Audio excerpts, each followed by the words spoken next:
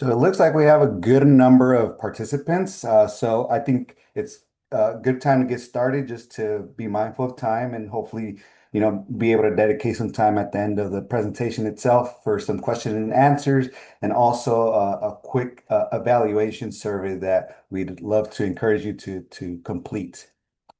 Again, my name is Jairo Ceballos and I'm here with my colleague Tyra Parrish, who will be supporting me in giving this presentation around the best practices in community engagement for health equity. I want to emphasize that this is really a community engagement 101 presentation, and we're always open to connect offline or in other sessions to continue the conversation. We're both grateful to our clinical trials operations team for inviting us to give this presentation centered around community engagement and highlighting some of the work that our community engagement and our research action group for equity programs within the Clinical and Translational Science Institute provide. So I'd first like to get started by recognizing recent changes at UCSF that have impacted the clinical trials operations team who have been closely connected to this work. Like, and so we especially want to acknowledge Dominica, Katie, and Sophia. They were foundational in building and shaping trainings like this one, and their leadership has had a meaningful impact on clinical research operations and community engagement across UCSF. What we're sharing today builds directly on that work, and we wanted to honor their contributions. We're very grateful for the foundation they created. Let me quickly walk you through what today's session will look like. We'll kick things off with a few quick introductions so we can get a sense of who's here. For the sake of time, I think the best course of action is to have you all please share in the chat your name, uh, your working title, organization, whether you're here at UCSF or externally. So if you're at UCSF, your department, and maybe share a fun fact about yourself. And then we'll move into the main portion of the session, which is about an hour long. That is where we'll dig into the key principles, strategies, and community engagement resources that are available through CTSI. And after that, we'll pause for about 20 minutes to take your questions. So feel free to note anything that comes up along the way. You can also include them in the chat, and our colleague Ronald Barrar will help facilitate responses and or save them for the Q&A portion of the presentation. And again, to close things out, we plan to end with enough time for you all to complete a brief survey. Again, your feedback will help inform how we may best continue to develop these sessions. So before we get started with the bulk of this presentation, I would like to take a moment to acknowledge that many of you are already doing community engaged work and bring valuable experience into this space. This session is really about building a shared foundation, introducing key principles, grounding them in real world examples, and making you aware of the resources and support available through our clinical translational science community engagement program. It's also an opportunity to hopefully connect with others who are navigating similar work. And importantly, we see this as the beginning of a conversation, not the end. So we truly encourage you to stay connected with us and each other, of course, and explore how the Clinical and Translational Science Institute can help support your community engagement efforts moving forward. So with that, we'd love to take a little quick dive into introducing ourselves. So I'll pass it over to Tyra. Thanks, Jairo. Good morning, everyone. My name is Tyra Parrish. I'm the project manager and navigator at UCSF, specifically on the Clinical and Translational Science Institute's community engagement team. And my background is I have a bachelor's in biology, and I also have a master's in public health and environmental health sciences. And some of my public health interests and or experiences is within community and maternal health. And I also have a background in anti-racism curriculum development. So a fun fact about me is that I did grow up in Southern California pretty much my whole life. And I recently moved up here to the Bay Area, and now I consider myself a Bay Area resident. So it's really nice to meet you all. Thank you so much, Tyra. And so, hi everyone. Again, it's really great to be here with you all. So formally, my name is Jairo Ceballos, and I'm a project manager and navigator with UCSS Clinical and Translational Science Institute, primarily working in the Community Engagement and Research Action Group for Equity, RAGE, programs. And a little bit about my educational background. I got my bachelor's in psychology and biological sciences. I've also completed a postbaccalaureate in dentistry here at UCSF, and that was really my initial introduction to the broader UCSF community. And I have a master's in public health and community health education. My public health interests and experiences have focused on rural and oral health, the use of AI for language accessibility, research equity, and biomedicine and health policy. And I'd like to share a little bit more of my personal side. My connection to this work really began in California Central Valley as the eldest of four growing up in a family of immigrant Mexican parents. I spent a lot of time working alongside my family and other farm workers. And through those experiences, I saw both the challenges and the incredible resilience within these communities and how often systems weren't designed with them in mind. So that perspective has really stayed with me and continues to shape how I approach community engagement today. And for me, it's really about making sure that the work we do is not just about communities, but truly with and for them. And so I'm really excited to be here with you all today. And I'm looking forward to the conversations we'll have and the ways we can continue strengthening this work together. So that's a little bit about us. Again, I encouraged, if you haven't done so already, introduce yourself in the chat and thank you so much for being here today. So we'd like to start off with doing a little open-ended question. So before we dive into the presentation, we want to take a moment to ground ourselves and create space for engagement. We have a quick open-ended question for you, and I want to emphasize that there are no right or wrong answers to this question. It's really simply an opportunity for reflection and to highlight the different perspectives we all bring. So we invite you to take a moment to respond to this Menti question. What does community engagement mean to you? You can either go to menti.com and enter the code shown. Details are being put in the chat as well.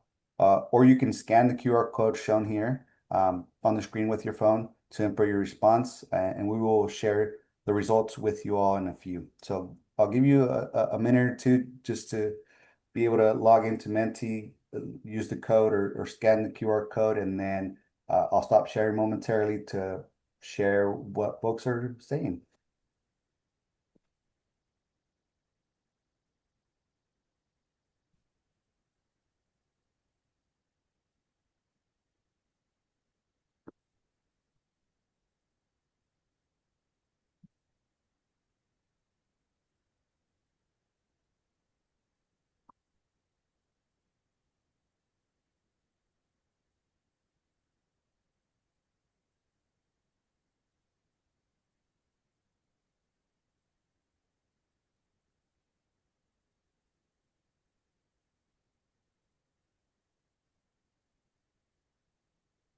I'm going to stop sharing this screen here and share what folks are saying.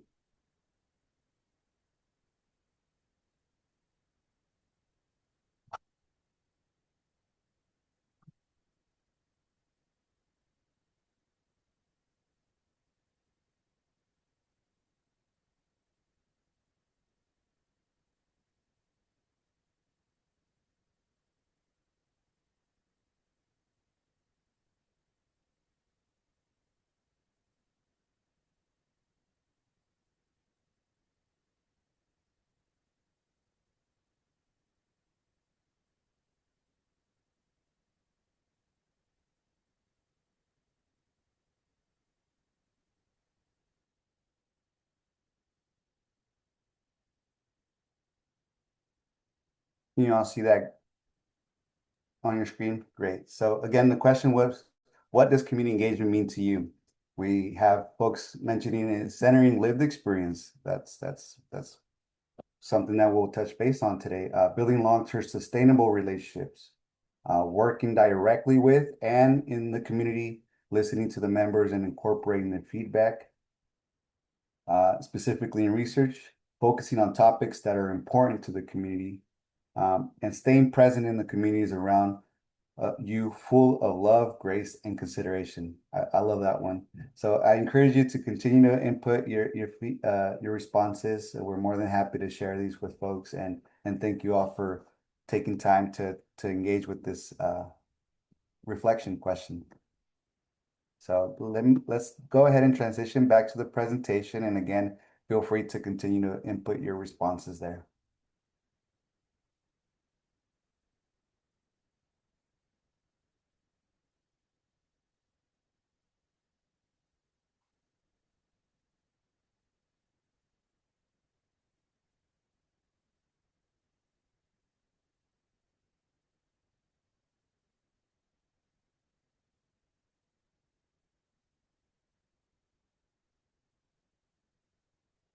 So in the next few slides, we'll walk through a few uh, sorry, I was in the wrong side, but we're going to be laying some of the groundwork. So before we get too far in, I want to quickly anchor us in what hopefully you'll walk away with today. By the end of our time together, you'll have a stronger grasp of the core principles behind community engagement and partnerships and why they're so critical to advancing research and health in a meaningful, lasting way. We'll also spend time on practical real world strategies you can actually apply to build and sustain those partnerships in your own work. And more than anything, the goal is for you to leave with something you can carry forward, hopefully a clear foundation, a few actionable tools, and a renewed sense of purpose around this work. Um, so as we get started, I want to invite you to take a moment to reflect on where you sit within the broader social landscape. When we talk about positionality, we're really talking about how our identities, lived experiences, and roles shape how we see the world and how others experience us in return. And that includes being aware of the perspectives and assumptions we bring into our work. It also means recognizing privilege, those sort of unearned advantages that can influence how we move through systems, and understanding intersectionality, or how overlapping systems like racism, sexism, and classism can shape people's experiences in very real ways. This kind of reflection isn't a one-time exercise, I believe. It's ongoing and it's foundational to community engagement. It helps us show up with more awareness, humility, accountability, and ultimately help build more respectful, authentic partnerships with the communities we work with. So, I invite you to consider many of these sort of components in terms of where you sit at in the larger spectrum of research of community engagement. Now that we've taken some time to reflect personally on positionality, the next question is, how do we think about that from a community perspective? How do we define community for ourselves, and how might that differ from the people around us, right? Community isn't one fixed thing.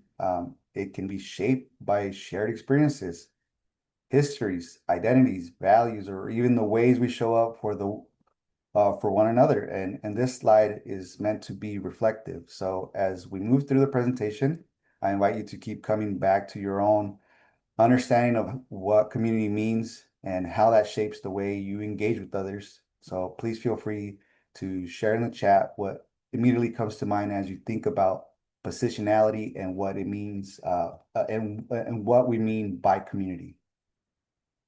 So again, feel free to include your thoughts, whatever first comes to mind in the chat, as we move through the presentation. I'd like to pass it over to Tyra now. Thanks, Hyro. So now we're going to shift into discussing community engagement, health equity.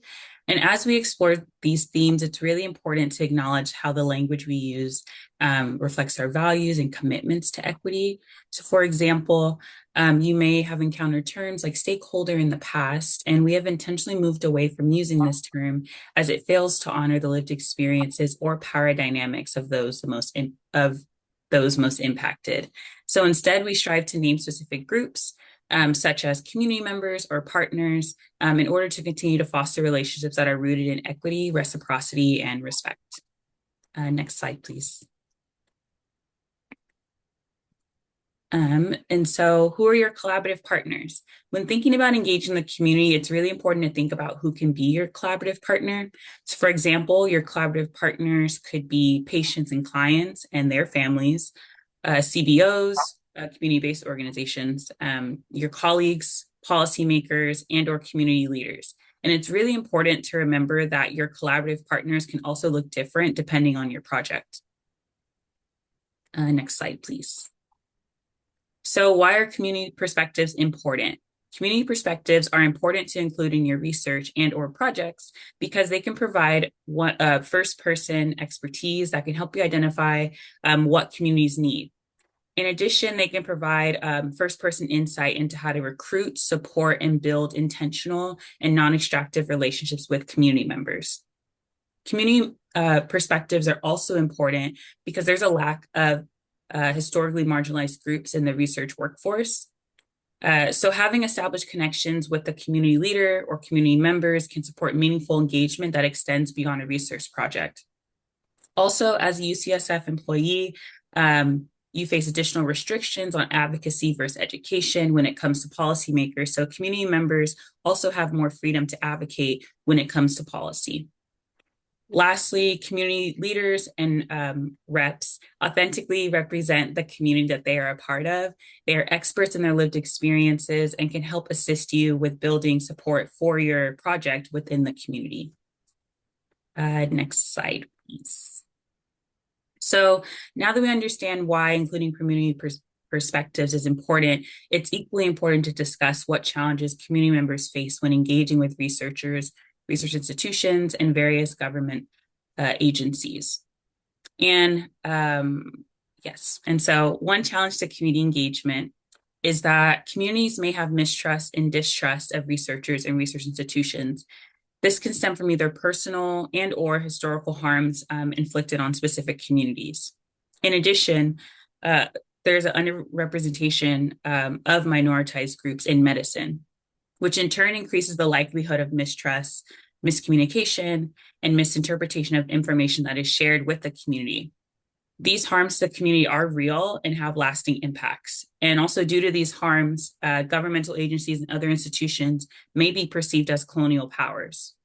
So to address this, it's really important to be transparent, clear, and honest about your project, about your research project, and the goals and the outcomes, and also your vision for community collaboration. It's also important to reflect on whether the research team reflects the community with which you are interested in working with. Another challenge to community engagement is that community is often engaged merely for recruitment purposes. So as we shared in the previous slide, community engagement and community perspectives are important for research beyond recruitment support. The Clinical and Translational Science Institute's community engagement team provides guidance to researchers on how to move from engaging community only for recruitment to developing things such as community advisory boards and including community voice at various stages of the research process. Lastly, community engagement can be challenging due to the variation in knowledge and definitions of health. So community members have a wide range of expertise and ways of knowing that can bring insightful information to a research project. And so it's really important that when engaging with community that you do take time to understand the community's baseline understanding of specific topics and create space for questions and conversation that adds to the collective knowledge of the community. Next slide, please. So in the last section, we had discussed why community engagement is important and also some challenges that may arise when engaging with community. And so in this next few slides, we're going to discuss how community engagement actually exists on a spectrum and how it could look different in your project depending on the level of community partner involvement. So this is the spectrum for community engagement to ownership, which is a chart that was developed by Rosa Gonzalez of Facilitating Power. This chart, and more specifically, the developmental stages listed on it, allow for researchers to recognize where they are in relation to engaging the community and to set tangible goals to increase capacity for community collaboration and also advance along this spectrum. So for time's sake, I'm not going to go over each phase in the chart, but I will highlight two phases. So the first phase that I will highlight is phase 1 on this chart, which is characterized by adopting a more informative stance towards community. However, the impact of that is placation. So as we know, being well informed is an essential part of taking action to create sustainable and long-term solutions to many of the issues that community members face.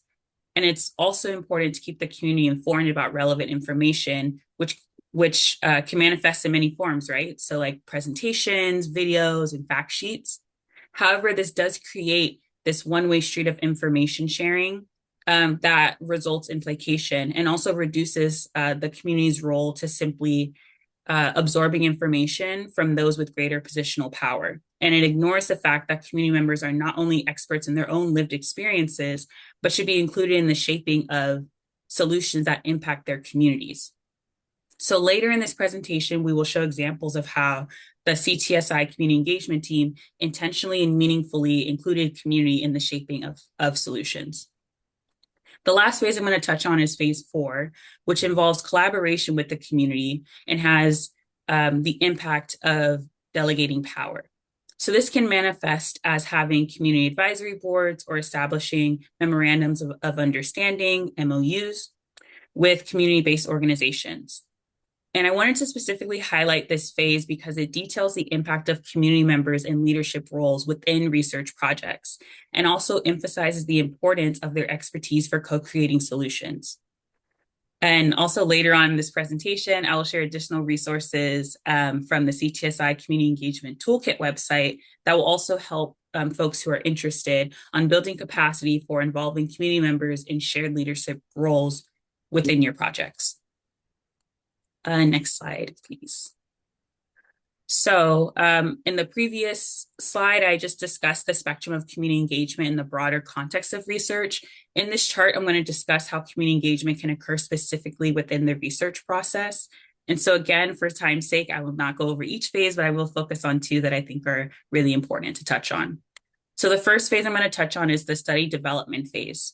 So often when community is engaged in this phase of the research process, the study question has already been developed. Therefore, the community is essentially providing insight into a decision that has already been made regarding what the research question or agenda is going to be. And therefore, they're unable to develop shared visions, agendas, or goals with peers or the researchers about what question the community wants answered. So although this is better than what is shown on the chart as less engaged, it still falls short of achieving that highest form of engagement, which is a community-based participatory research approach, CBPR, where the community generates the agenda and research question. So striving for this highest form of engagement in this research phase can look like speaking with community members about what they would like researchers to investigate, or attending community town halls, or speaking with community-based organizations about what they think the community needs are.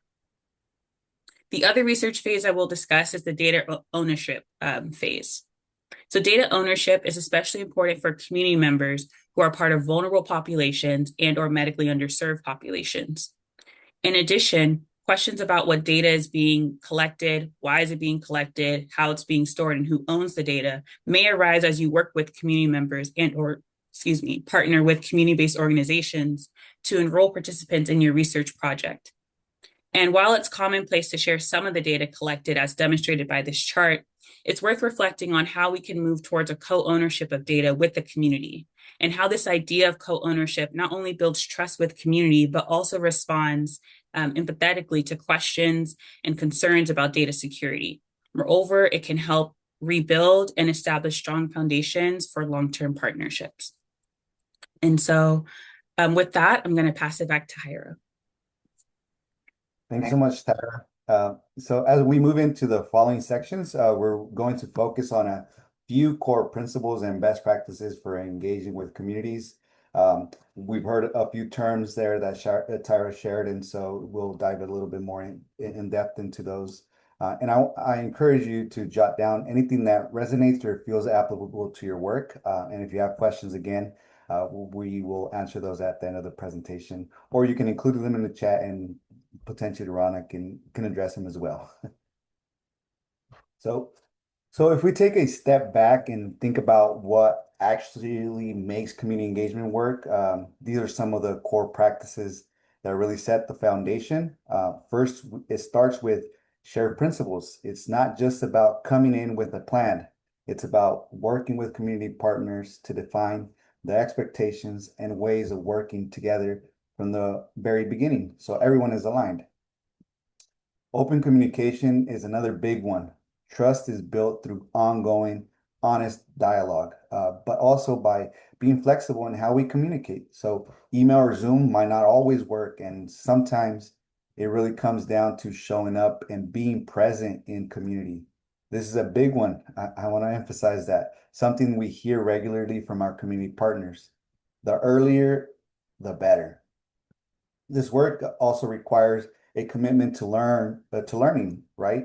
Community engagement isn't static, it evolves over time. So being open to feedback, reflecting, and adjusting as you go is key. And just as important, taking time to celebrate together, recognizing milestones and contributions helps strengthen relationships and keeps people connected to the work. We will see a prime example of this in later in the presentation. And then there's sustainability, right? While we often aim for long-term partnerships, this is really about being intentional, building capacity, sharing knowledge, and creating something that can last beyond just a single project. So, you know, as it's equally important to acknowledge that partnerships can shift or even come to an end. Planning for that means being transparent with community, setting those expectations early, and approaching the work with humility and flexibility so that even transitions are handled with respect and care towards our community partners. So things to consider with approach, what are some strategies and some practical examples around strategy? So this slide really gets to at the approach of what it actually looks like to do community engagement well in practice. It starts with engaging early again. Can't emphasize that enough. Not bringing community in once everything is already decided, but involving these partners from the beginning. So they're helping shape the priorities of the research project, not just reacting to them. And when you do that well, it naturally leads to mutual benefit. This work shouldn't be one-sided. There should be clear shared value, where both the research team and the community are really gaining something meaningful from that partnership.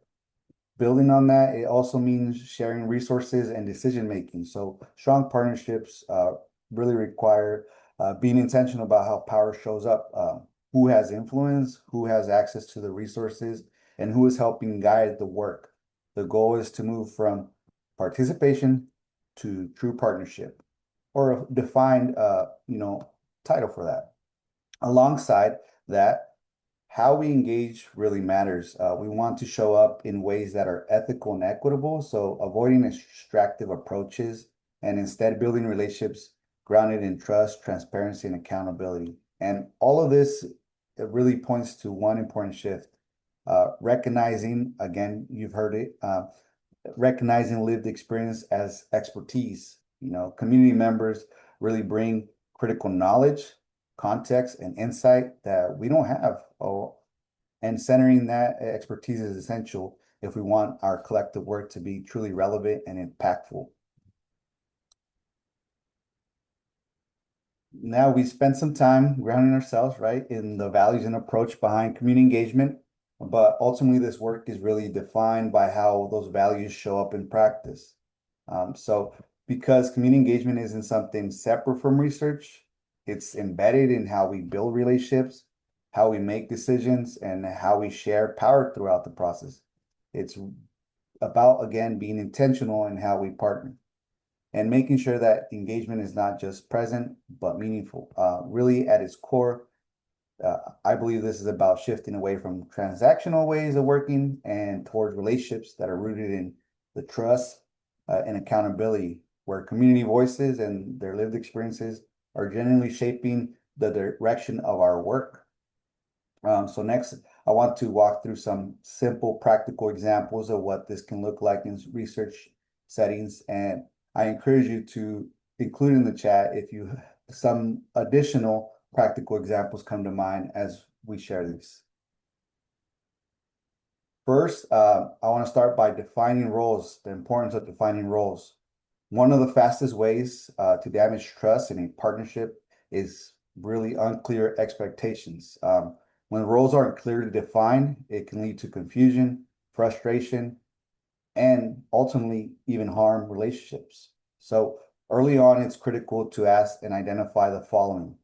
Who is reviewing materials? Who is leading outreach? Who is responsible for communication? And importantly, who gets authorship or credit for the work? Even something as simple as a follow-up email summarizing roles can go a long way. For example, a community advisory board CAB member might review recruitment material before the institutional review board submission, while a community organization may co-host events but not handle participant follow-up to support engagement. But we want to avoid burdening already stretched workloads. Being explicit shows respect for everyone's time and contributions and builds a stronger foundation for collaboration.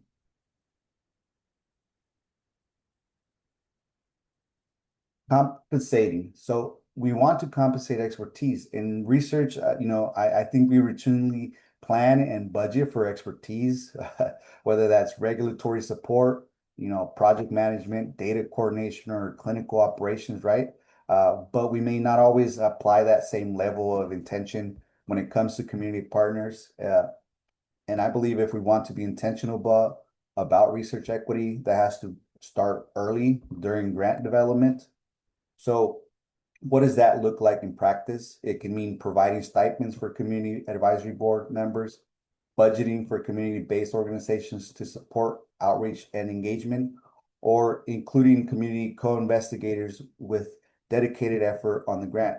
It can also include funding for community listening sessions or focus groups, compensating partners for reviewing and co-developing study materials, and supporting things like translation, interpretation, or community-informed dissemination of results. All this is something to build into your budget early, and ultimately, compensation, I believe, is more than just a line item. It signals that we value our community's expertise, we respect people's time and commitment to building partnerships. And we do have an additional resource that we're happy to share around budgeting that although it doesn't fall within our purview of expertise, we're always happy to engage with other UCSF departments who have better knowledge of that. And so we have additional resources that we could connect you with directly related to that. So when it comes to defining aims and timelines, this is really about being clear and respectful from the beginning. So a big part of building strong partnerships that we have found is transparency, just being upfront about what the work involves, what the expectations are, and what the timeline looks like. That helps people understand what they're committing to and whether it aligns with their capacity, right? Again, community-based organizations are overstretched with a lot of different work, and sometimes the workforce is not there to help support that. So it's helpful to think through things like, is this a one-time ask, a short-term effort, or something longer term? Just having that clarity early on can certainly prevent a lot of confusion later. Even something simple like sharing a one-page overview with the goals, timeline, and roles can make a big difference. And just as important is being mindful of people's time again. So avoiding last minute requests and giving folks enough time to review and respond to material. For example, building in at least a couple of weeks for feedback can go a long way. And then thinking a step further, what happens when the project ends? All right. Is there an intention to continue the relationship, or is this more time limited? Being open about that upfront helps to build that trust and set more realistic foundation for the partnership. And I want to close by saying, remember, evaluation can and should occur throughout the process, and these timelines can change to benefit, all parties mutually. And I want to talk a little bit about memorandums of understanding, or MOUs. You've heard the term earlier. I'm sure many of you all are aware of what MOUs are. And so I want to touch base a little bit about these. These are really important tools and something we at CTSI can support with, since we have templates available to share. MOUs help formalize expectations and protect both the research team and community partners. Having things clearly outlined up front can really go a long way in preventing misunderstandings down the line, especially as partnerships grow or evolve. Through CTSI, through our consultation process, we do provide linkages, and this is something we emphasize. For example, if you're partnering with a community-based organization to support outreach, recruitment, or co-development study materials, having that MOU in place can help clarify everyone's role, the set timelines, how does compensation look like, and how that organization will be recognized in the work. Important.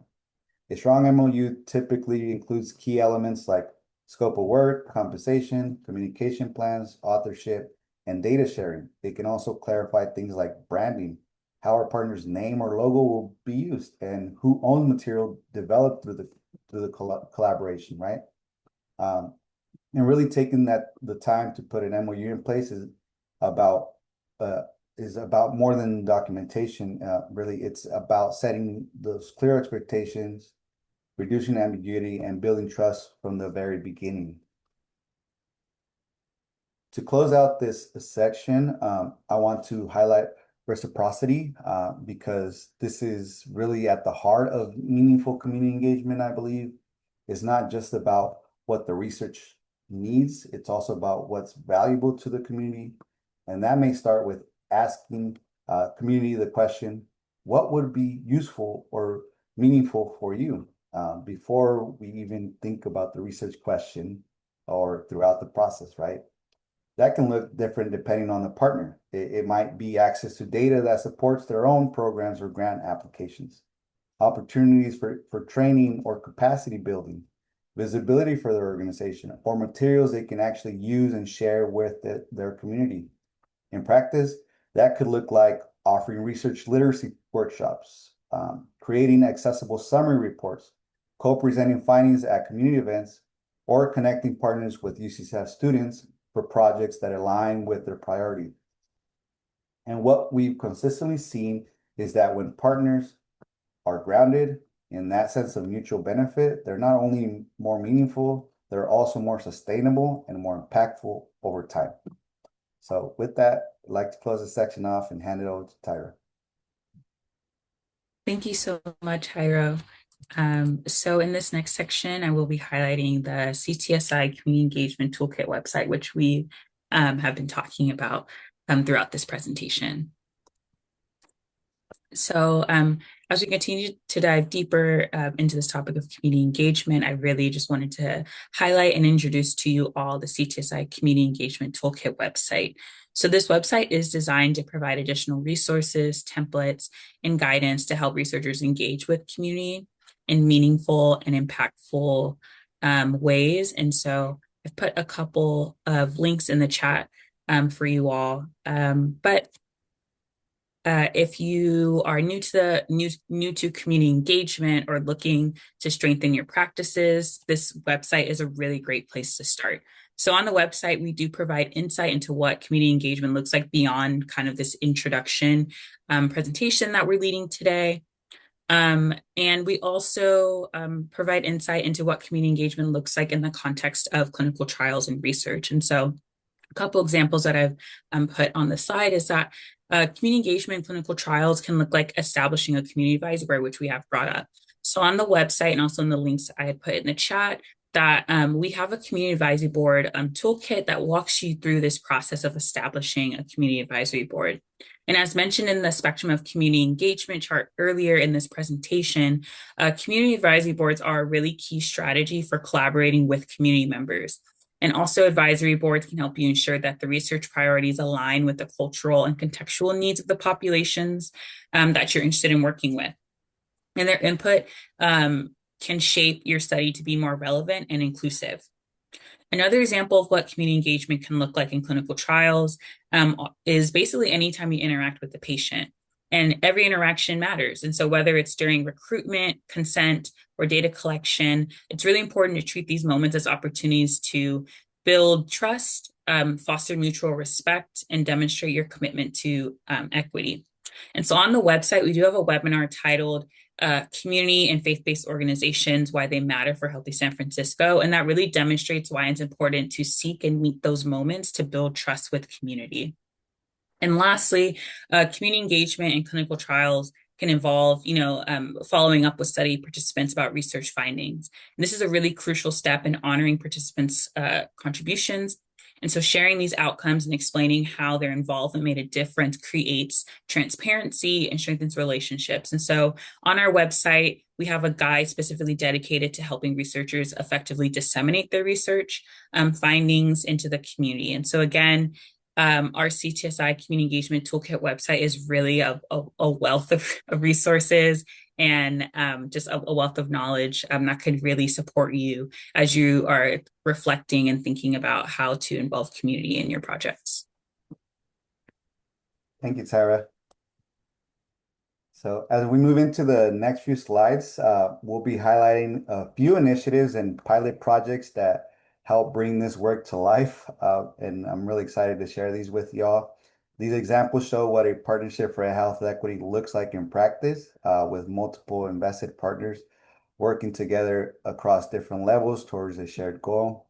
The first example you'll see highlights the impact that community engagement and our RAGE program consultations can have on research, and it's narrated by UCSF principal investigator. Each of these efforts reflects the collaborative work of our community engagement, our Research Action Group for Equity, and other CTSI and UCSF programs alongside community-based organizations and community leaders. As you'll see, these examples connect directly to the ideas we've been discussing and how they illustrate how shared commitment and coordinated efforts can lead to meaningful progress in community engaged research and health. So in this first example, you'll hear directly from Dr. Nicholas Rubashkin, who's an early career researcher in UCSF's Department of Obstetrics and Gynecology. His work focuses on understanding cesarean birth experiences among Black, African American, and Latinx birthing individuals. Dr. Rubashkin is a strong example, I believe, of a principal investigator who recognizes the value of community engagement and how CTSI consultation services and resources can really strengthen research. He fully tapped into the range of these services and resources. Starting with an initial consultation, we connected him with UCSF faculty and community partners with expertise in community advisory board development, helping to strengthen the foundation of his study. From there, he leveraged additional support, including our language access and translation resources in partnership with the Institutional Review Board. He continued to build on the linkages we facilitated to community-based organizations and community leaders to support his study workforce, really important, and promote long-term partnership with community. This example highlights how CTSI coordinated resources and can support research in, I believe, a very meaningful, practical way. And just as importantly, it reflects Dr. Rubashkin's proactive approach. He prioritized engagement early in his research process, which created a fruitful mutual benefit for these partnerships. And so in the next slide, you'll see the questions we asked, and then you'll hear directly from Dr. Rubashkin about his experience. So there was really three primary questions that were asked of him. We began with a quick introduction, him describing his role, how he was introduced to CTSI, He went on to describe how the partnership with CTSI evolved and how that support helped him incorporate community engagement into his research, and then sort of impact and takeaway. This third question is really intended to inform many of y'all and other researchers, research staff, learners, folks that are involved in research on how to tap into CTSI resources and services, but also how that shaped his approach in thinking about community engagement and moving his work forward. So I'm going to share his video. Hopefully the audio is not too loud and hopefully everything works on your end. Okay. So here we go. Thanks for having me for this conversation today. I'm excited to share my experience with working with CTSI. It's been critical for along the whole process of this research project. My name is Dr. Nick Rabashkin. I am an obstetric hospitalist, so I work on the labor and birth unit at UCSF Mission Bay, but I also have a career development award where I'm working on investigating how to improve cesarean care experiences, and specifically for Black women and Latinas in California. And that necessarily involves addressing how racism negatively impacts cesarean care. And so I first got connected to UCSF CTSI through the K Scholar program at UCSF, which is a researcher support ecosystem. And I had taken courses on community engagement, knew that I wanted to build my own capacity with community engagement and that it would be critical for the scientific question I was asking. But I didn't really have a sense of where to start. And that's why I initially engaged CTSI. I think at the start of the project, I was really looking for ways to bridge what I was learning in the classroom about community engagement and practice. And so I engaged CTSI, who set me up with a partnership with a community engagement expert who essentially mentored me, built my capacity to lay the groundwork for community engagement and plan for my project. And that specifically involved developing a scope of work for 2 community engagement consultants to join the project. And I was then successful in identifying these and hiring these 2 consultants. And then these 2 consultants were involved from the beginning of the research project and still are currently. And they ensured community relevance of the research question. They gathered data in partnership with Black women and Latinas who've had a cesarean birth in California, and then also have been critical in analyzing the data and developing community relevant solutions. I think it was very much what I wanted to get out of community engaged work. I came to this research with my own informed but preconceptions about how this research should be carried out, and the community engagement consultants and then the data collection through our focus groups really broadened my view of what were all the challenges that people were encountering in terms of not only surviving their cesareans but thriving after their cesareans and having their bodily autonomy and families respected in the process. And so at the end of the process now, we have a much bigger research agenda, which is both exciting and challenging. But I think that what has come through as a result of the community engagement is that,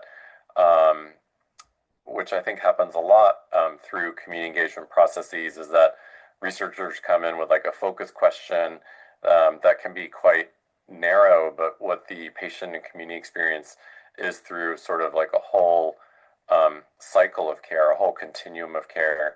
And in order to achieve optimal outcomes, that whole continuum needs to be addressed.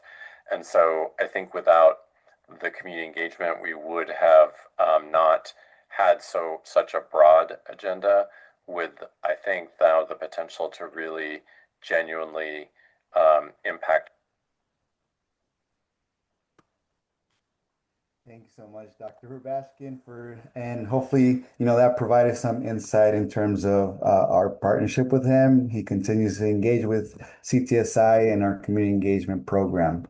Um, I want to share another example of how we're putting community engagement into practice in a very real and applied way. This is part of a set of community listening sessions. I had the opportunity to help lead and close partnership with our Research Action Group for Equity program and community engagement teams, alongside our colleagues at UCSF's Institutional Review Board, the IRB, and most importantly, I like to always amplify community with our community partners. This work is grounded in our broader efforts around language accessibility and helping diversify the research enterprise here at UCSF. The goal of these sessions was to hear directly from community members about their experiences with informed consent forms, what's working, what's maybe a little challenging, and what needs to change to make them more clear, accessible, and meaningful. So in these next few slides, I'll share a bit of background on the listening sessions, the goals behind this work, and some of the many recommendations that came out of these conversations. Well, I'll be highlighting our key takeaways, but not the full report. I'm always happy to share more details or connect afterwards if folks are interested. So this is a quick snapshot. Excuse the not so great quality of the picture from one of our listening sessions. And I want to take a moment to express our sincere gratitude to our community partners who include Carlos, Rutra La Leva, and Nana, whose time, insights, and partnership made this work possible. They've collaborated with UCSF in different capacities. Some have sat in our Research Action Group for Equity steering committee meetings. Some have been part of our community advisory boards.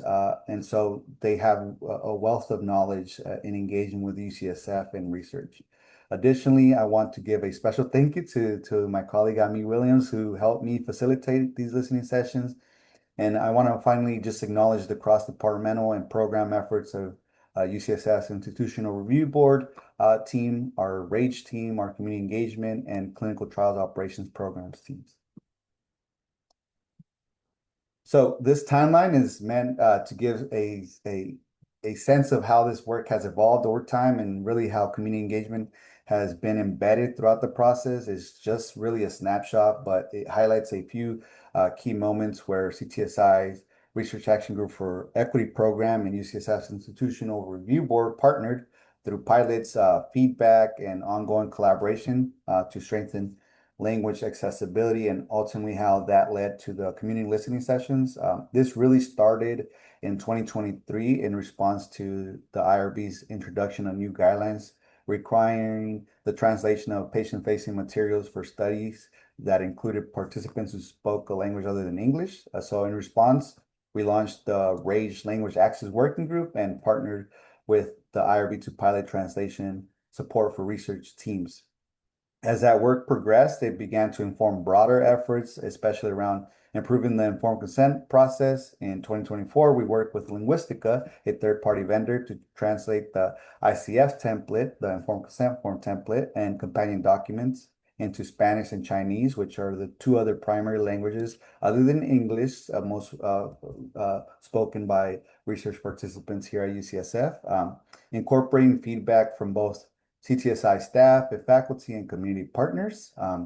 At the same time, our RAGE steering committee took a deeper look at the template, offering recommendations around plain language, structure, and accessibility. And that collaboration with the IRB created an opportunity to take it a step further and bring community voice more directly into the process. That's what led to the listening sessions. After receiving sample consent forms from the IRB, we conducted sessions in late 2025 to hear directly from community members about their experiences. And from there, we compiled that feedback into a report for the IRB, which is what's informing the new ICF, which is informing the examples that I'll be sharing in these next few slides. So as part of these efforts, we conducted a sort of three-part series, three different sessions of community listening, focused on informed consent forms. So as part of this three-part series, we worked with, again, three community partners who were English speaking and had prior experience participating in research. It was important to us in this initial pilot that they were familiar with informed consent forms and research documents, but at the same time, we asked them to review everything through the lens of the communities they represent. We structured the sessions as three separate 90-minute meetings, each increasing in complexity. So in the first session, we focus on the in general informed consent template. The second session looked at a minimal risk example. And then the final session reviewed a greater than minimal risk form provided by our IRB partners. Taking this sort of stepwise approach really helped create space for more thoughtful and detailed feedback. And it allowed our partners to build familiarity with as they went and ultimately provide more practical insights into both what's working well and where there are clear opportunities for improvement. So building on that structure of the actual meetings, these sessions were really shaped through a close collaboration between, again, the IRB and our RAGE team, with a shared goal of bringing community voice into the process of improving the informed consent form template and the consenting process. So more specifically, we asked our partners to share input on the overall flow, organization of the forms, the readability, language accessibility, how useful it is, and cultural relevance. And it's also important to highlight that we compensated our community partners for the time and expertise using our current consulting rate of $145 per hour. We wanted to recognize the value of their contributions and the level of engagement this work required. So both in preparation and during the day of the listening sessions. So this is kind of text heavy. So just to conclude with the findings and recommendations from the community-centered informed consent form listening sessions, I want to share just a few main takeaways that came out of those conversations. And again, this isn't everything. We have a much more comprehensive report that'll be available on our Community Engagement Language Access webpage. And it's also already been shared with our partners at the IRB. At a high level, the feedback really clustered around three areas: where consent forms need improvement, what structural changes would help most, and then cultural and accessibility considerations. So starting with areas needing improvement, what we constantly heard is that forms felt too long and dense, with a lot of repetition, especially around risk and privacy. That actually makes things a little harder to follow. Risk information showed up in multiple places. Privacy language can feel confusing or even a bit alarming, and people aren't always clear on who to contact or what each role is. In terms of structural changes, a lot of the feedback was very practical, things like adding a short summary up front, simplifying how the form is organized, and bringing all the risk information into one place. Also making contact information more visible and using visuals where possible. Community partners mentioned that those small changes can really improve how people navigate and understand the form, and they can also help with translation of those forms. And then the last piece, which is not shown for sake of an even more text-heavy slide, is cultural and accessibility considerations. Our reviewers said this is really about making sure the forms work for different communities. So ensuring we are using plain language, offering consenting formats beyond just text. So whether that be video consenting, and recognizing that some groups may benefit more from conversation-based or group consent approaches. So we also heard that long text-heavy forms can lead to disengagement pretty quickly. So again, overall, these are practical, actionable shifts, but they can make a big difference in making consent forms more clear, accessible, and participant-centered. And importantly, many of these recommendations have already been considered and incorporated into the upcoming new version of the informed consent form template and its companion documents. And our partners at UCSF's Institutional Review Board will soon disseminate this new ICF template. So it's really exciting. And, just to close out this section, I want to share one more example that really brings all of this together. While I wasn't directly involved in this work, many of my colleagues and collaborators were, and to me, it really reflects what community engagement can look like at its best. It raises an important question, right? What does it actually look like when community and academic partners come together to respond to a crisis and advance health equity? One powerful example, I believe, of this is the Stop COVID-19 California. This effort really demonstrates what's possible when partnerships are built on trust, shared purpose, and community leadership, showing not just engagement in theory, but in action over time and at scale. And for me, it also highlights something we don't always talk about enough, which is the importance of recognizing and celebrating this kind of work, because it represents years of relationship building, of collaboration, and a deep commitment to equity. So I'll give a quick intro in terms of what Stop COVID-19 was, in case you're not familiar with it, and then we'll share a quick celebratory video. So Stop COVID-19 California launched in September 2020 with NIH support through the Community Engagement Alliance Against COVID-19 Disparities. This UCSF program brings together 11 academic and healthcare systems across California, each working alongside community partners to better engage communities most impacted by COVID-19 and address persistent inequities. Here in San Francisco, UCSF partnered with trusted community-based organizations like Nico's Chinese Health Coalition, Instituto Familiar de la Raza, the Samoan Community Development Center, and Rafiki Coalition for Health and Wellness. Together, they took the time to really listen, exploring community perspectives on vaccination, including barriers, facilitators, and the importance of trusted messengers in shaping access and decision-making.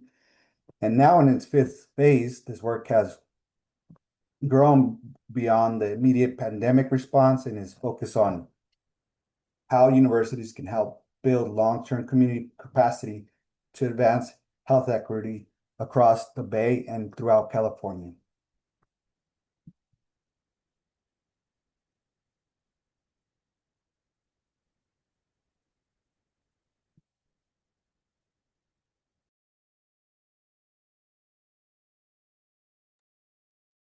So Tyra will be sharing the video.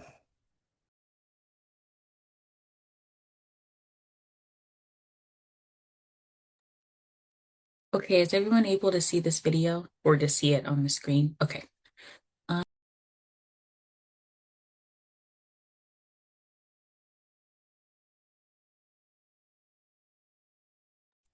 going to reshare with sound. I realized I didn't share with sound.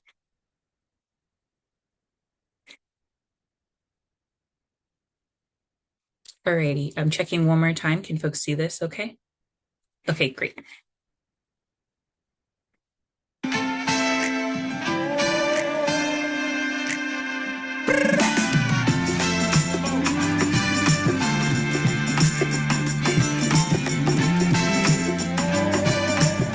Yeah, today is a really exciting day. We're here with the Stop COVID Coalition.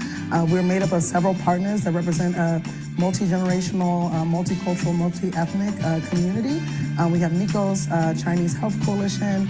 We have Samoan Community Development Center. We have UCSF. We have also the Instituto Familiar de la Raza is represented here. And it's a really beautiful collaboration because when COVID-19 was at its height, all of us came together representing our communities, Rafiki representing the Black African American community, particularly here in Bayview. And we all came together to really fight this COVID-19 pandemic. And it was a first of its kind coalition. And we're here to commemorate that through a beautiful mural led by this amazing artist, Josue Rojas.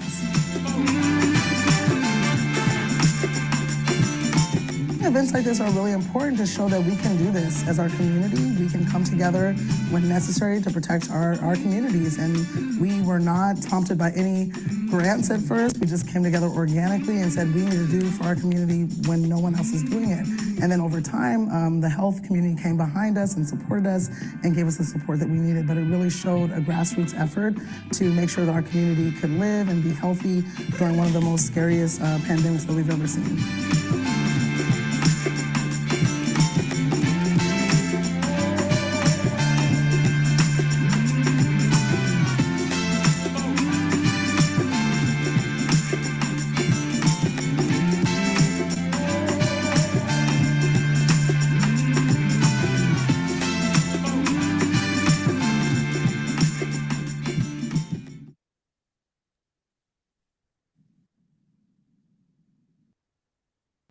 Thank you, Tyra, for sharing such beautiful work. I'll go ahead and pop back on our presentation and hand it over to Tyra to talk a little bit about our community engagement offerings. Iro. Okay. So, yes. So the first resource that we want to share with you, which we've definitely talked about and mentioned in this presentation, is that the Clinical and Translational Science Institute facilitates clinical and translational research to improve patient and community health. And so we provide tools and resources to create better conditions for diverse folks to participate in research. And CTSI as a whole can help you in the broad categories listed, such as study designs, proposals, partnership building, recruitment, data collection, and dissemination planning. Next slide, please. So specifically, the community engagement team, as indicated by the arrow, helps you with partnership building. So we can assist you with building partnerships with community-based organizations, establishing community advisory boards, providing language access support, and among other things that have been touched on in this presentation. Next slide, please. Yes. So if at any point in this presentation you felt yourself wondering if your project needs community involvement, or if you're curious about how community can elevate your project, please submit a consultation request with us. So you can either scan the QR code or follow the link that will be shared in the chat to submit a request to start the consultation process. So the first hour is free. And we would love to help you or connect you with resources that you may need. And once you receive your consultation request, a team member will reach out to you to schedule an intake meeting to discuss or clarify your research goals. And if needed, we will then schedule a 50-minute consultation with UCSF professionals and or community experts to address your research questions. Next slide. So another resource that we would like to share with you all is from the Office of Sponsored Research and the Office of Clinical Trial Activation. So Jairo had mentioned this earlier that that we were able to get a budget resource from this division. So essentially in the first iteration of this presentation, we had received a lot of questions about budgeting. And while, as Jairo mentioned earlier, we're definitely not experts on this topic, but we did reach out to OSR and OCTA to get answers. And so the document that will be shared in the chat contains their answers to those questions. However, if you do have any additional questions outside of the questions that were answered in the document, please email clinicaltrials@ucsf.edu. Next slide, please. And the last resource that we would love to share with you all, as mentioned previously on the CTSI CE Toolkit website slide, is that there are webinar recordings that are available that can provide even more guidance on a variety of topics. These webinars are hosted by specifically the community engagement team, and we usually share a link to register for the webinars in the CRC listserv, and they usually come from me. So some previous webinar topics that we have covered include grant writing, PCORI funding, use of AI beyond the workplace, and also exploring community payment. And so with that, I am going to pass it back to Jairo to transition us into reflections as we are nearing the end of this presentation. Thank you so much, Tyra. So before we end, we have one final reflection we'd love to convene on. On this slide, you'll see an open-ended Menti question like we started off with that you can access by scanning the QR code or by going to menti.com and entering the code on the screen. We'll give you a few moments to respond and engage with the question. We'd really love to hear from you.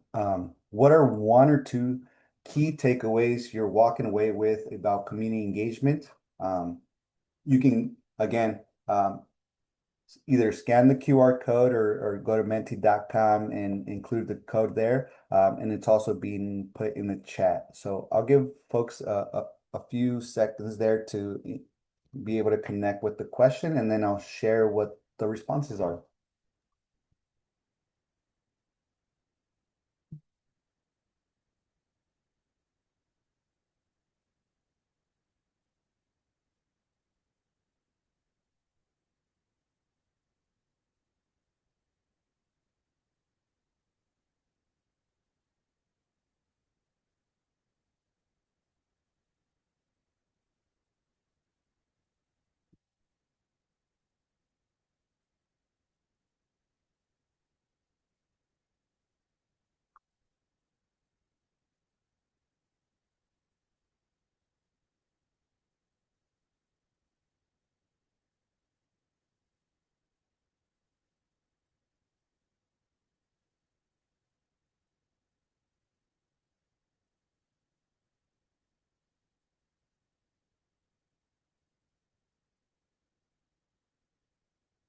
I love the fact that you all are actually providing responses that are longer than 2 or 3 words. That's always encouraging.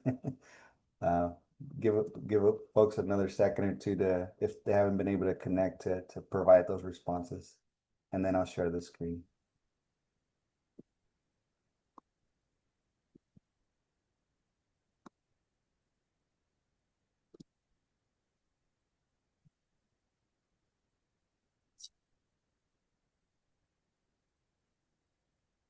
Hey, so it looks like we got some responses rolling in. And I encourage you all to engage at any time with these. It's always helpful, either integrating some of these responses into how we think about community engagement and things that we haven't thought about ourselves, or sharing them with others. So some of these responses include: I discovered many resources available to help start and continue partnerships.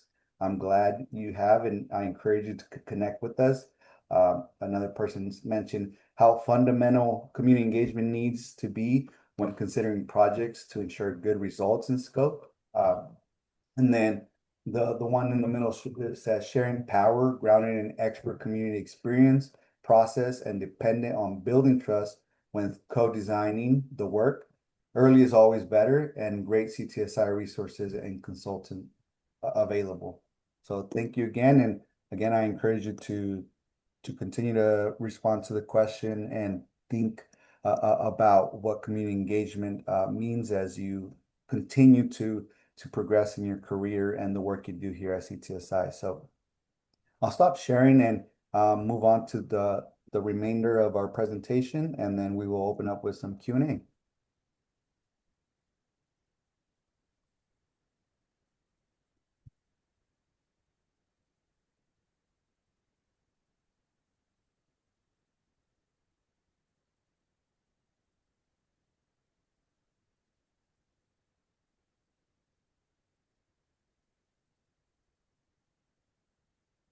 So, thank you again for participating with that reflection question we had there. And thank you all for the thoughtful work you do daily to make research more inclusive, ethical, and truly responsive to the communities that we serve. This work doesn't happen without your intention and effort, and it has, I believe, a real impact. You being here today means a lot. As you continue to build or strengthen your community engagement approaches, I want to revisit one more time that CTSI offers consultation services, tools, and practical resources to support you, from study design and recruitment strategies to building and sustaining community partnerships. If anything we shared today resonates, sparks a new idea, or raises questions, again, we'd really welcome the opportunity to connect and support your work more directly. Please don't hesitate to reach out to Tyra or myself, or anyone on the CTSI community engagement team. We're always happy to continue the conversation and partner with you. So with that, we conclude our presentation. So thank you so much, all, and we can transition over to a Q&A session.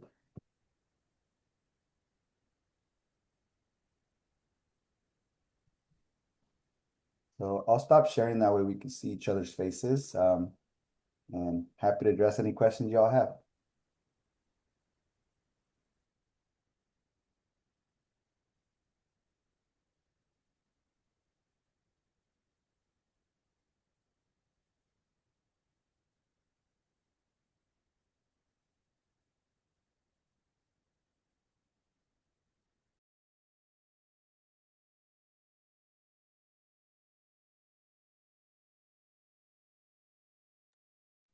I just wanted to make a comment, really, that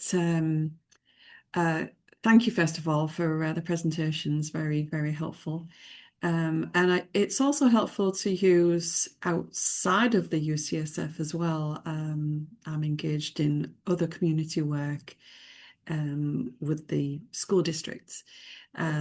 So it's also very helpful for that as well. I was just actually writing a MOU for a collaboration with the SFUSD. So I may be contacting you both about that. But yeah, thank you so much. We would love to provide support on that. Thank you. Absolutely. Thank you.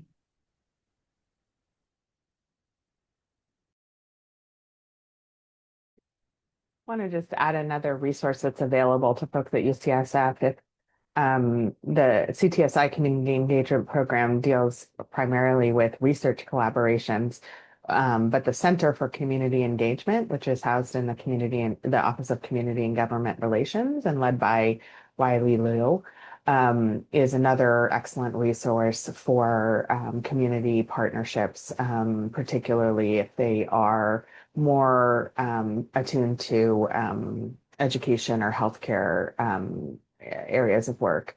So there's a lot of great community engagement work that goes on beyond CTSI's community engagement program around the university. So that's a resource as well for folks. You can always contact us, and we'll put you in contact with the Center for Community Engagement.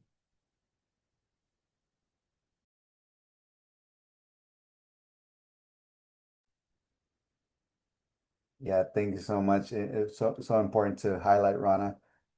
Do we have any questions? Anything that stood out before I share my screen for one last time and ask one last thing from y'all in terms of center around evaluation? Something I like to mention is that again, this is really intended to be kind of like a 101 community engagement initial introduction. But as we think about further iterations of this presentation, I think it's important to consider your input in what you most want to hear from these sessions, how we can evolve from here. Again, all about building on sort of foundation, and so just want to mention that the evaluation is important to be able to capture that and share internally with us to help build even better resources and trainings and presentations.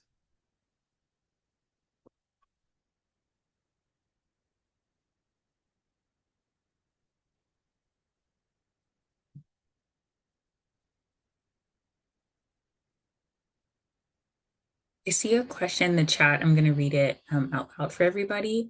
So the question is, with the current changes in funding priorities, do you have any tips on other sources of funding that prioritizes equity and diversity? So thank you so much for this question. We actually had a webinar early or later last year that was about grant writing specifically, but in that conversation, there was we also just talked about different opportunities and like funding opportunities for folks. So I would definitely recommend watching that webinar, and I can also send it in the chat as well. And I believe that particular community partner or that particular UCSF staff member had also shared on her slides additional like places specifically to think about. In addition, we also had a webinar in January about PCORI funding, specifically in community engagement aspect of PCORI funding that also might be of interest to you as well.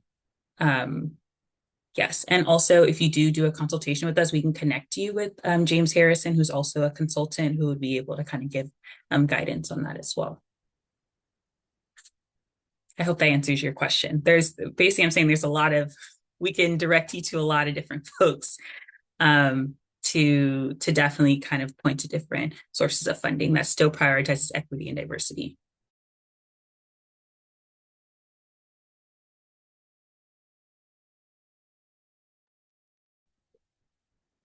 Abby, I don't want to put you on the spot, but is the Office of the Associate Vice Chancellor for Research Opportunity and Impact doing any further webinars or meetings about research resilience?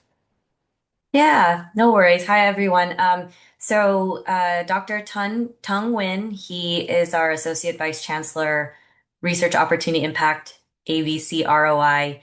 And we have a research resilience initiative with a seminar series, to support early and mid-career researchers. So I will put our website in the chat. We are having another webinar in June to really address, all the different impacts we've had other webinars in February and had one a few weeks ago, talking about the different ways that early and senior researchers have pivoted, or how they're publishing, or changes they've made to their bio sketches, or ways to reconcile if you find yourself replacing certain, words, but still giving the same impact. So I'll put the information in the chat. Stay tuned for the registration, but we're looking forward to doing that in June.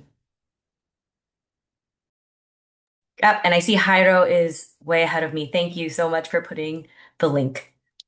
Of course, thank you so much.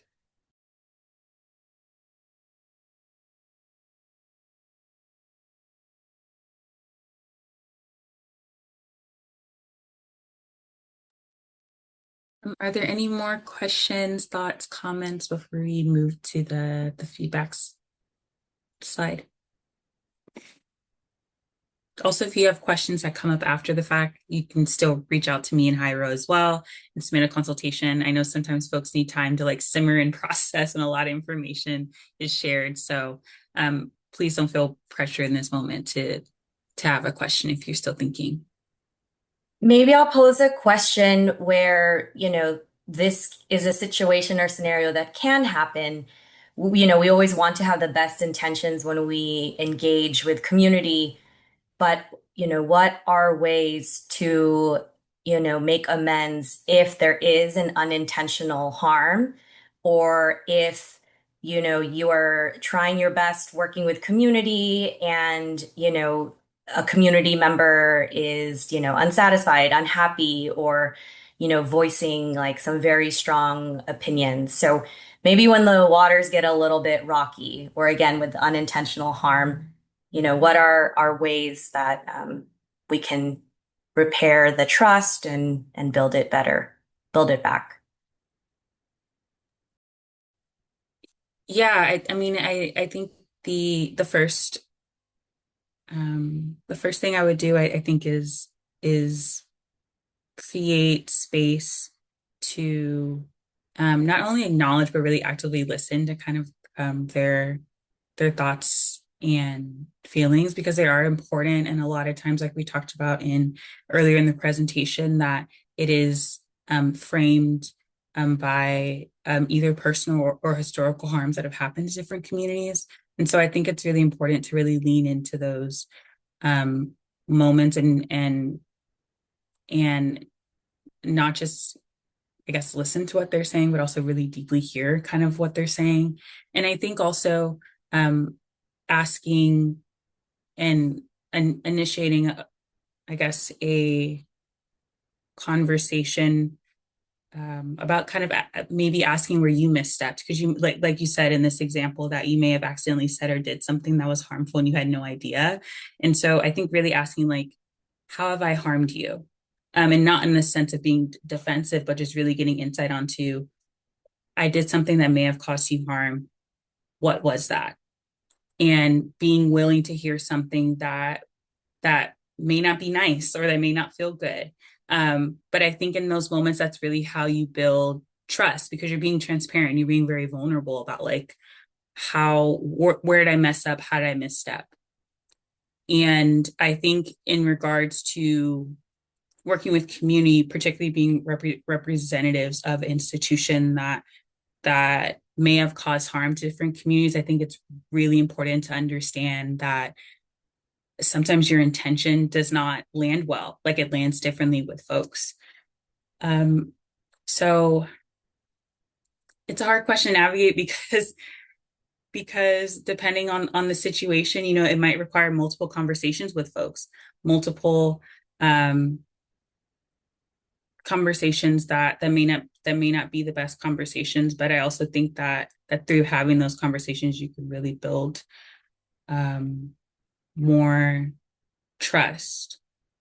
I would say. I don't know if that's a fair answer, because I think we say that a lot about like, hey, have conversations, but I really think that that's the first step when you unintentionally harm someone. I think it's really providing space to hear feedback, and then responding to that feedback, taking accountability, and also discussing with them what next steps look like. What does repairing harm look like for them?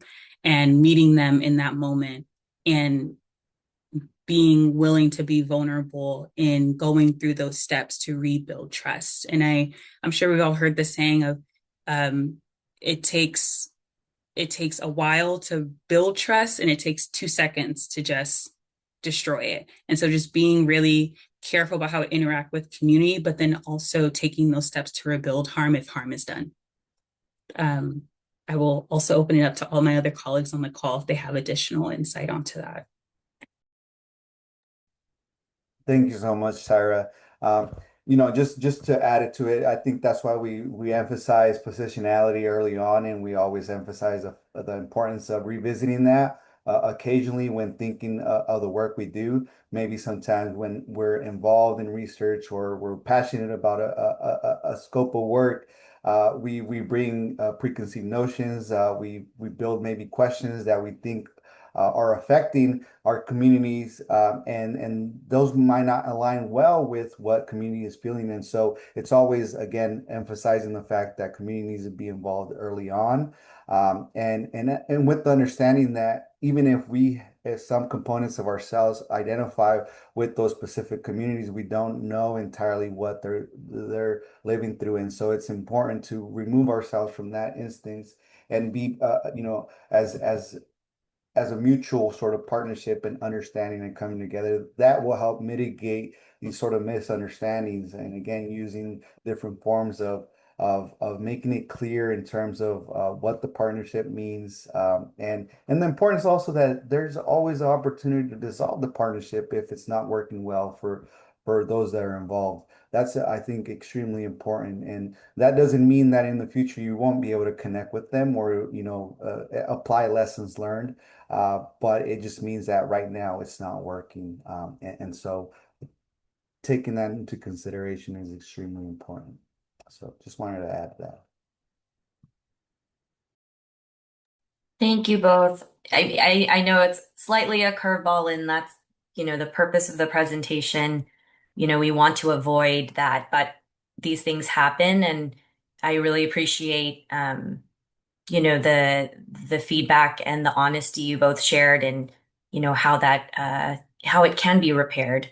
But it is situational, but it's good to know that we're all human and it can happen. And we have that you all have the resources and have shared it too.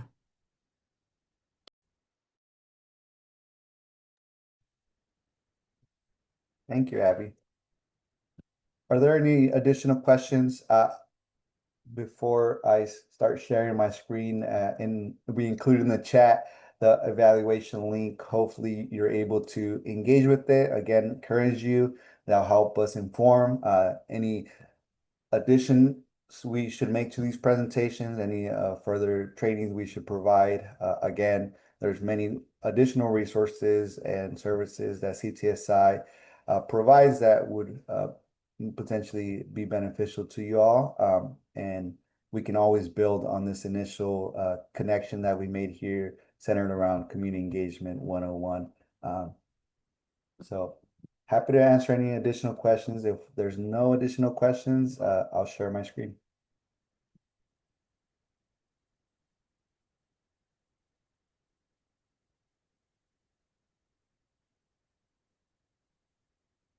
Great. I'm going to share my screen. Again, we'll leave it up for a few moments, and we'll include the link in the chat. And I think everyone can enjoy a little bit of time back. I'm sure you all have a busy schedule, and so always happy to provide some time for folks to either, recenter themselves, have a little bit of time for lunch, or continue on with your workday.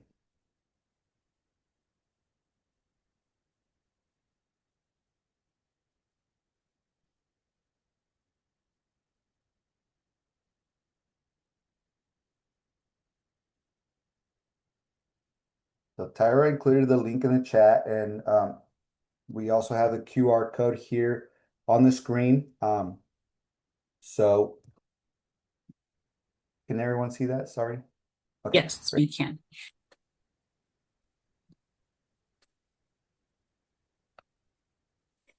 Any last words from you, Tyra? Any last comments? concerns? Anything? Yeah, I mean, I will say like it's great being able to talk about community engagement with folks, and I'm very grateful for the folks who are in attendance.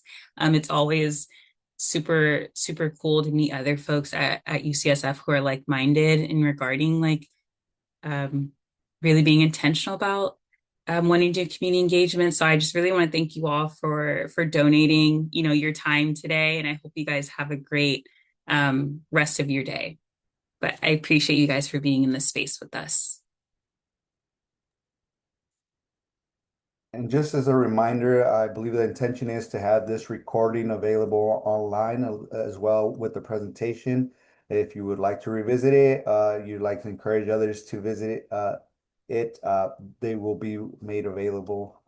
And so please feel free to follow up with us if any additional questions come up. And we're always happy to convene. So thank you all so much for being here today with us. It means a lot. Thank you all. Have a good rest of your day.